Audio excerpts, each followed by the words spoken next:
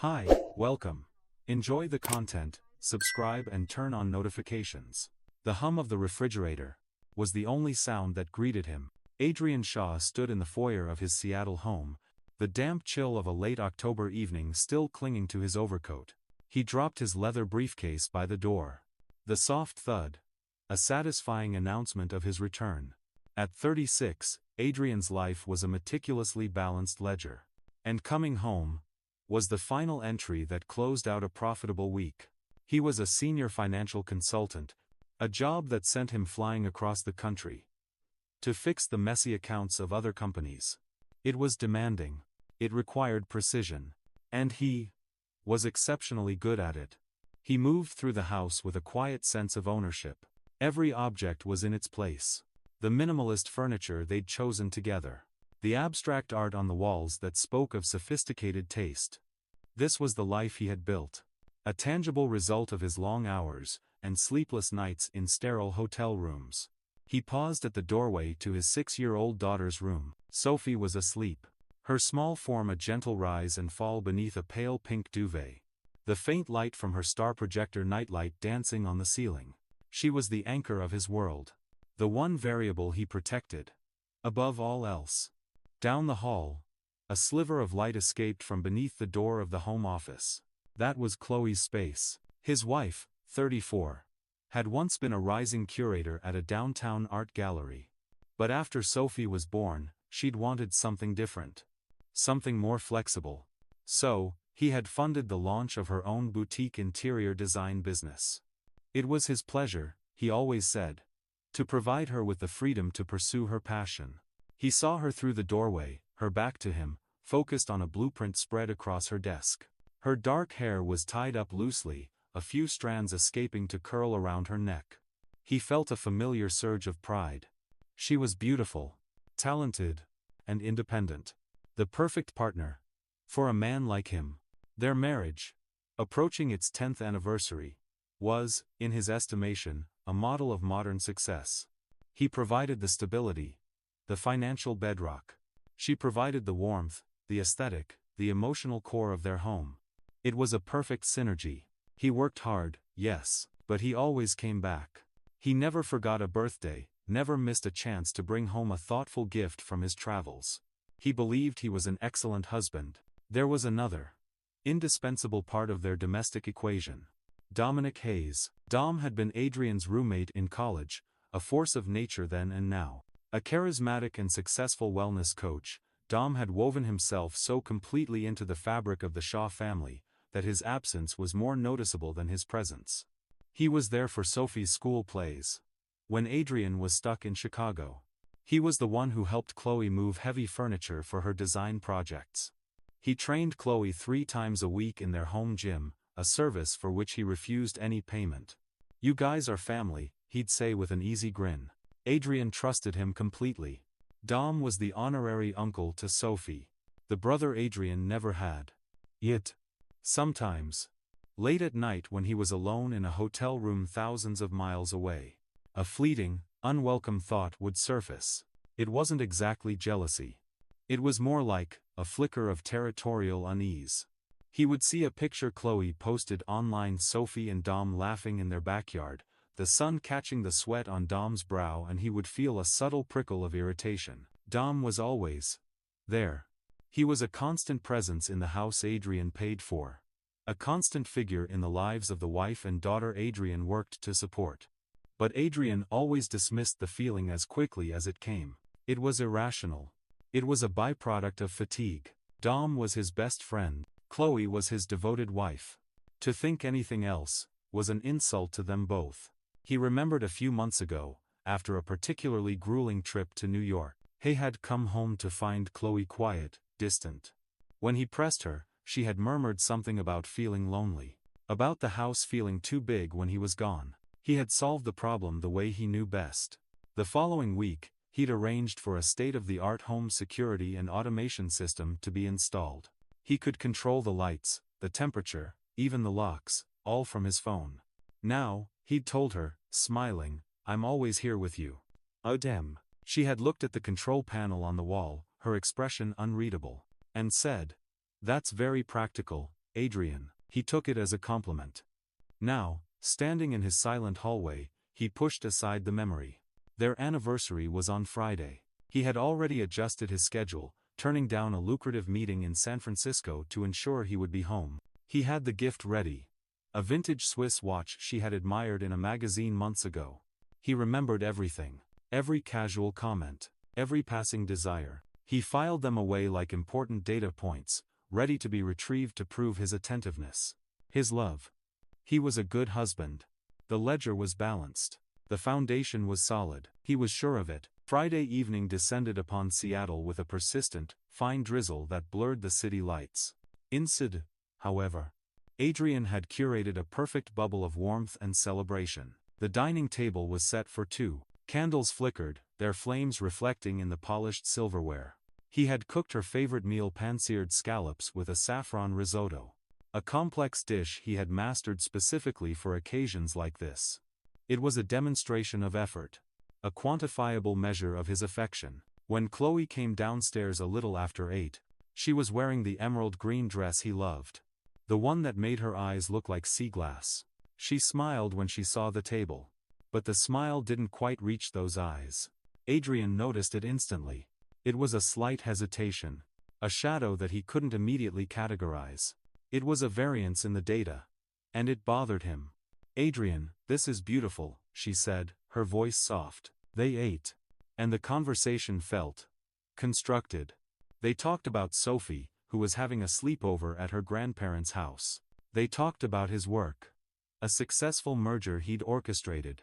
He asked about her latest project. A renovation of a lakeside cabin. She gave him short, professional answers. He felt her drifting. And he chalked it up to fatigue. She was often more introspective when he'd been away. He decided the gift would bridge the distance. When they finished the main course, he stood up and retrieved the small, felt-covered box from his jacket. He placed it squarely in front of her. "Happy anniversary, Chloe." She opened it slowly. The watch inside was exquisite, its delicate gold band and mother-of-pearl face glowing in the candlelight. Her breath caught. "Adrian, it's stunning. It must have cost a fortune." "You deserve it," he said, taking her hand across the table. Her fingers felt cool in his. "And anything else you want. Consider this just the start." He paused. "Seriously. A trip, maybe? We could finally go to Greece. Or I could fund a bigger office space for your business. Whatever would make you happy. Name it." He was offering her the world. Or at least, his version of it. He was ready to write the check. It was the ultimate expression of his love. The power to give her anything she could desire. Chloe lowered her eyes to their joined hands. She took a deep, shuddering breath. And when she looked up again, the shadow in her eyes had been replaced by a cold, clear resolve that startled him. It was a look he had never seen before. It was the look of a stranger. "I want a night with Dom." The words were spoken quietly, but they landed in the silent room with the force of a physical blow. Adrian blinked. Certain he had misheard. The crackling of the candlewicks suddenly sounded like a roaring fire. "What?" "A night with Dom," she repeated. Her voice was steady. There was no tremor. No hesitation. "You said anything. That's what I want. N.N.day." Adrian felt the floor drop away from him. The same stomach-lurching sensation of hitting unexpected, severe turbulence at 30,000 feet. But this time, there was no seatbelt to hold him. No protocol to follow. He was in a free fall. He pulled his hand back as if hers had burned him. "You're joking," he said, his voice a hoarse whisper. "I'm not." She held his gaze, unwavering. "There are feelings involved, Adrian. He's been here. He listens. He understands things about me that you haven't, for a long time. I know how this sounds.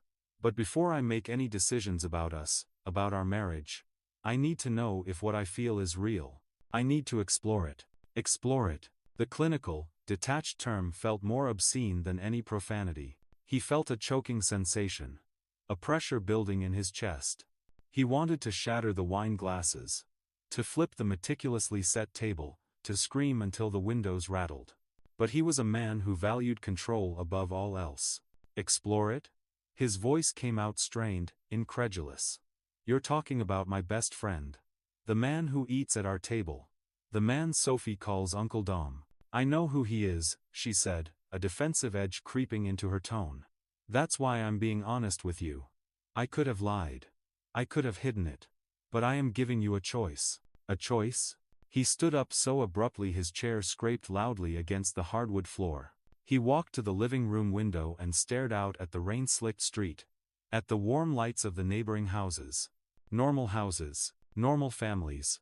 How had his life, his perfectly balanced account, suddenly defaulted so catastrophically? He turned back to face her. What choice, Chloe? The choice between letting you sleep with my best friend, or ending our marriage? Is that the choice you're giving me? She didn't answer. She just looked away, toward the flickering candles. And in that small, evasive gesture, Adrian felt the first, sharp stab of a much colder, more terrifying suspicion. She wasn't asking for permission, she was confessing. Or worse, she was trying to negotiate the terms of something that had already happened. The suspicion solidified into certainty. In an instant. It was a cold, hard knot in his gut. While his mind was still reeling from the shock of her words, a different part of him, the analytical, problem-solving consultant, took over. He needed data. He needed confirmation. He walked past her, his footsteps unnaturally loud in the tense silence, and took the stairs 2 at a time. His heart was hammering against his ribs, a frantic, irregular rhythm. He went straight to their bedroom. To her nightstand. Where her phone was plugged in, charging. The small screen glowed innocently. He picked it up. His thumb hovered over the screen. The password. He knew it, of course. Sophie's birthday. 0814. He'd always seen it as a sweet testament to her motherly love. Now, it felt like a key to a secret, corrupted vault. He typed in the digits. And the phone unlocked. He opened her messaging app. He didn't have to look far. The conversation thread with Dom was right at the top. Its last entry timestamped just that afternoon. More recent than her last message to him. He started scrolling up. And each line of text was a new incision. Each word twisted the knife. Dom. Can't wait for tomorrow's session. Chloe, you know it's not just about the exercise anymore. A little further up. Dom Adrian's in New York next week. We'll have time. Chloe. I'm counting the minutes. Further still. Chloe. You make me feel seen. Dom, you are seen. There were pictures. Photos of Chloe in the garden, smiling in a way he hadn't seen in years. Selfies he'd never received. Pictures Dom had replied to with heart emojis and comments that made Adrian's stomach clench with a possessive, white-hot rage. Stunning. Mine. He kept scrolling, his hands shaking so violently he could barely control the screen. The messages went back for months. August. July. May. This wasn't a new development. It wasn't a fleeting crush she wanted to explore. This was a systematic, calculated betrayal. It had been nurtured in his home. During the very trips he took to provide for their lifestyle, to give her the freedom she supposedly craved. And then he found it. A message from 2 weeks prior. He'd been in Dallas, closing a major deal. Dom, is Sophie down for the night? Chloe, sound asleep. The house is all ours. Dom. On my way. The phone slipped from his grasp. It landed softly on the duvet. Adrian bent forward, planting his hands on his knees, struggling to draw a breath. He felt like he was going to be sick. Dom. In his house. In his bed. While his daughter slept just 1 room away. The sanctity of his home, his family, had not just been breached. It had been desecrated. He picked the phone up again. And walked back downstairs. His movements were stiff, robotic. Chloe was still sitting at the table, her head bowed. She looked up as he approached, and for the first time that night, he saw fear in her eyes. He had the data now. The audit was complete. He placed the phone on the table in front of her. The screen lighting up her face with the damning evidence of her own words. How many times? He asked. His voice was unnervingly calm. It was the calm he used in boardrooms right before he dismantled an opponent's argument, piece by piece. Adrian, How many times, Chloe? He repeated. The question as sharp and precise as a scalpel. I don't know, she whispered, tears finally welling in her eyes. A few, he echoed, testing the weight of the word. A few times, you brought my best friend into my house, into the bed I share with you, while I was working to pay for all of this. He made a sweeping gesture that encompassed the room, the house, the life they had built. And Sophie? Was she here? She was asleep. She never knew, Adrian. Oh, well then, the sarcasm finally broke through, biting and cruel. That makes it all better. My 6-year-old daughter was sleeping feet away while her mother was cheating on her father with her uncle. That's wonderful. I didn't plan for this to happen. She stood up, the tears now streaming down her face. I was so lonely. You're never here. And Dom was. No, he cut her off, his voice firm, absolute. Do not put this on me. My job supports this family. My job gave you your business. I always came home, I was always faithful. You made a choice. Both of you. He pulled out his own phone. His fingers moved with practiced speed. He dialed Dom's number. It was almost 10 o'clock, but Dom answered on the third ring, his voice infuriatingly cheerful. Adrian. Hey man, what's up? Adrian hit the speakerphone button. His eyes locked on Chloe's horrified face. Dom. Are you going to tell him? Or should I? There was a confused pause on the other end. Tell, who what, buddy? Her husband, Adrian said, his voice trembling now as the rage finally cracked through his composure. Are you going to tell her husband that you've been sleeping with his wife for months? That you're a worthless, backstabbing piece of... Adrian, wait, man, it's not what you think. Dom stammered, the panic evident in his voice. Adrian didn't wait for the pathetic excuse. I know everything, I read the messages. I saw the photos. So listen to me very carefully. You will never come near my daughter again. You will never speak to me again. And if you ever set foot on my property again, I will call the police. We're done. He ended the call. And tossed his phone onto the sofa. The finality of the act hung in the air. Chloe was sobbing now. Deep, ragged breaths. She took a step towards him. Adrian, please. We can talk about this. We can go to therapy. We can fix this. Fix this. He let out a short, harsh laugh devoid of any humor. There's nothing to fix. An asset that is fundamentally corrupted is not fixed. It is liquidated. The language of his profession came to him naturally. A cold armor against the raw emotion of the moment. He looked at her, at the woman he had loved, and felt nothing but a profound, chilling emptiness. The love had been hollowed out, leaving only the jagged edges of betrayal. You're leaving this house tonight, he said quietly, but each word was an unbreakable verdict. And Sophie stays with me. You can't do that, she shouted, her voice rising with hysteria. She's my daughter, and you brought your lover into her home while she was sleeping in the next room, he retorted, his voice dropping again to that dangerously calm level. He picked up her phone again. Do you really think a judge is going to look favorably on that? I have everything right here. I'm certain. He began methodically taking screenshots, creating his portfolio of evidence. Every message. Every photo. Every lie. It's all documented. She sank to her knees on the expensive Persian rug, her hands covering her face. I'm sorry, she wept. I'm so sorry. But her sorrow meant nothing to him now. It was just another liability. He was already dialing another number. Her parents.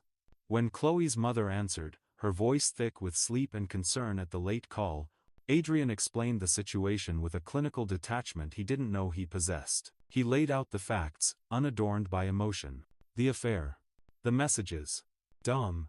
His house. There were gasps. Followed by a stunned silence on the other end of the line. 10 minutes later. They were on their way. When they arrived, Chloe's mother rushed in, her face a mask of distress, and immediately went to embrace her weeping daughter. But Chloe's father, a stoic, retired naval officer, walked over to Adrian. He looked at the wreckage of the anniversary dinner, at his daughter on the floor, and then at Adrian's stony face. There was a deep sadness in the older man's eyes, but also a flicker of understanding. He gave a slow, deliberate nod. You're doing the right thing, son, he said, his voice low. Protect the girl. We'll take care of this. He gestured tiredly toward Chloe. That night, Chloe left the house she had helped design, carrying a small suitcase her mother had packed for her, escorted out like a stranger. Adrian didn't watch them leave. He went upstairs to Sophie's room, sat in the rocking chair in the corner, and just watched his daughter sleep. Her breathing was even. Peaceful. She knew nothing of the earthquake that had just leveled her world. And Adrian swore to himself in that silent, starlit room, that he would do everything in his power to shield her from the aftershocks.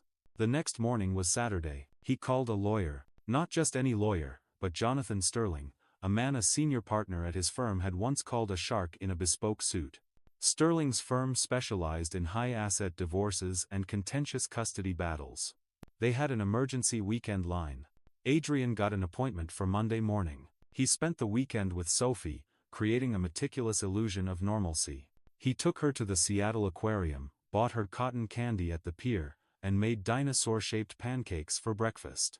She asked about her mother once. "Mommy's staying with Grandma and Grandpa for a little while," he said, his voice perfectly even. Sophie, accustomed to the comings and goings of the adults in her life, accepted it without another question. On Monday, Adrian sat in the polished mahogany office of Jonathan Sterling. He laid out the evidence as if he were presenting a financial report. Screenshots organized by date.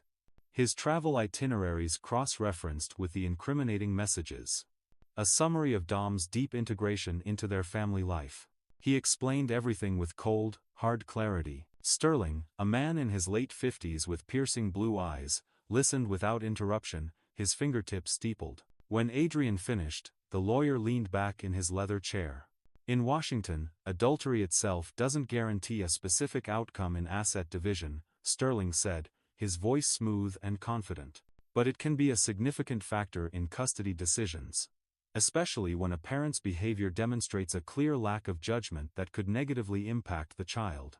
And bringing a lover into the family home, particularly someone the child knows and trusts in a familial role, that is a fundamental breach. It creates an unstable and potentially harmful environment. He picked up a printed copy of one of the text exchanges. "This is a strong case, Mr. Shaw. We will file for primary physical custody for you, with supervised visitation for her. We will paint a picture of stability on your side, and recklessness on hers." Adrian nodded, his throat tight. "I just want to protect my daughter. And that," Sterling said with a thin smile, "is exactly what we are going to do."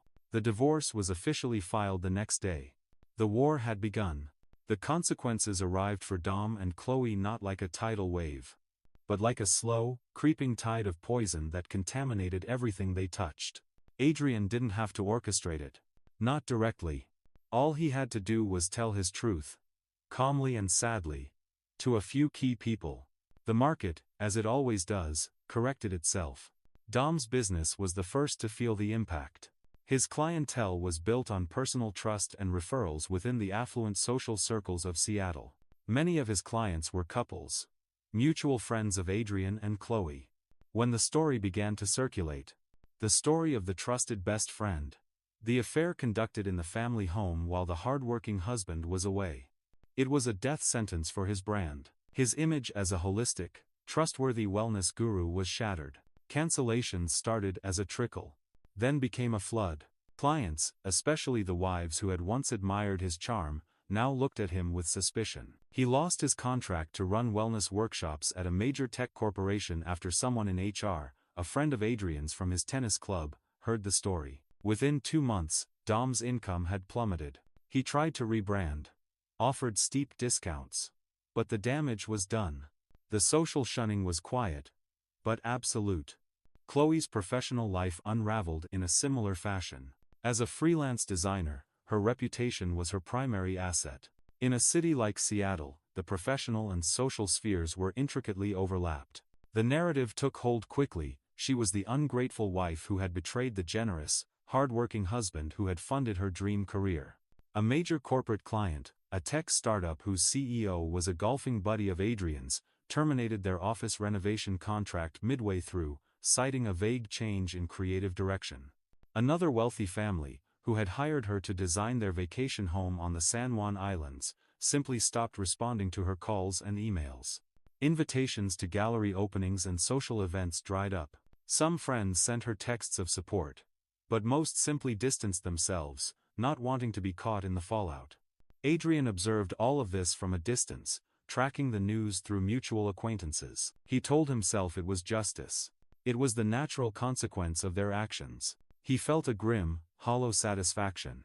Like a trader watching a risky stock he'd shorted finally crash. He had adjusted his own life with military precision. He requested shorter, domestic trips from his firm, even though it meant a temporary pay cut. Sophie was the priority. He was there every morning to make her breakfast and drive her to school. He was there every afternoon to pick her up. He helped with her homework, read her bedtime stories, and tucked her in at night. He was now both mother and father, a role he took on with a fierce, almost obsessive dedication. The preliminary custody hearing took place 3 weeks after the filing. Adrian was nervous, but Sterling had prepared him perfectly. Chloe arrived with her parents, looking thin and exhausted, her eyes red-rimmed. The judge, a no-nonsense woman in her 60s, reviewed the evidence Sterling's team had compiled. The texts, the timeline, an affidavit from a neighbor who had seen Dom's car at the house late at night when Adrian was away. Sterling argued that Chloe had demonstrated a profound lack of judgment, prioritizing her own desires over the emotional and physical safety of her child. Chloe's lawyer argued that she was a loving and dedicated mother, and that her personal mistakes did not affect her parenting ability. But the evidence was overwhelming. The judge granted Adrian temporary primary physical custody, awarding Chloe bi-weekly supervised visits until a full psychosocial evaluation could be completed on them both. Chloe let out a small, broken sound as the judgment was read. She left the courtroom leaning heavily on her mother, her face ashen. Adrian felt a momentary pang, not of pity, but of something akin to the detached sadness one feels when an old, familiar landmark is finally demolished. It had to be done. He heard later, through Chloe's father, that her relationship with Dom had crumbled under the weight of the consequences. They had tried to make it work, but there was no foundation to build upon the ruins they had created. Guilt, public shame, and financial ruin were not the ingredients for a lasting romance. Dom, he was told, had moved to Portland to try and start over. Adrian deleted his number from his phone. A year passed. The seasons in Seattle turned, the relentless gray of winter giving way to a surprisingly brilliant summer, and then back again to the familiar dampness of fall. The chaos of the divorce had settled into a quiet, predictable routine. Adrian stood in his backyard, watching Sophie throw a tennis ball for Buddy, a golden retriever they had adopted 6 months ago. The dog, a bundle of joyful, clumsy energy, was Adrian's idea. He'd read that a pet could provide emotional stability for a child going through a family transition. Sophie's laughter echoed in the cool afternoon air as she ran barefoot through the damp grass. For the first time in a very long time, Adrian felt something that resembled peace. The house was quieter now. The absence of Chloe was a palpable silence that had, over time, become normal. There were no more spontaneous dinner parties. No more lingering scent of her expensive perfume in the hallway. But there was honesty in the quiet. There was control. The psychosocial evaluation had concluded what Adrian already knew. He provided the more stable and consistent environment. The court had granted him primary custody, with Chloe getting unsupervised visitation on alternate weekends. She had moved into a small apartment downtown and was slowly rebuilding her career with smaller, less prestigious projects. He didn't wish her ill will. He simply wished for her to remain a distant, manageable variable in his and Sophie's lives. He was rebuilding, too, in his own way. He had started taking longer international flights again, confident in the care of a trusted nanny he'd hired after an exhaustive vetting process. He had gone to therapy for a few months, as recommended by the court. He spoke to the therapist about the betrayal, the loss, the anger. The therapist had tried to make him explore his own role in the marital breakdown, his emotional unavailability. Adrian found the sessions unproductive. He already knew the truth. He was the victim. He had done nothing wrong. One evening, after tucking Sophie into bed, Adrian sat on the back porch with a bottle of beer. The Seattle skyline a distant, glittering promise across the water. The air was cold and clean. He thought about Chloe and Dom. He thought about the life he had so meticulously built, and how quickly it had been set ablaze. He thought about his grand offer on their anniversary night. Name it. Anything that would make you happy. And she had chosen the one thing guaranteed to destroy everything. The sheer irrationality of it still baffled him. But then he thought about Sophie, sleeping peacefully in her room, safe and loved. He thought about the dog snoring softly at his feet. He thought about the neat, orderly life he had constructed from the ashes. It was a simpler life. A more guarded one. Trust, once obliterated, was an impossible thing to reconstruct.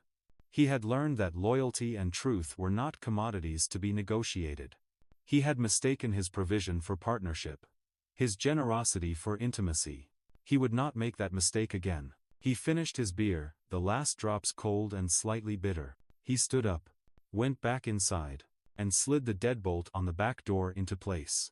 He walked through the dark, silent house, checking each lock, activating the security system. The small, green light on the panel blinked reassuringly. The house was secure. The ledger was, once again, balanced. The night was cold. But inside, Adrian Shaw was finally in complete control. Thank you for watching the video. If you enjoyed it, don't forget to subscribe to the channel and turn on notifications so you won't miss any updates. See you next.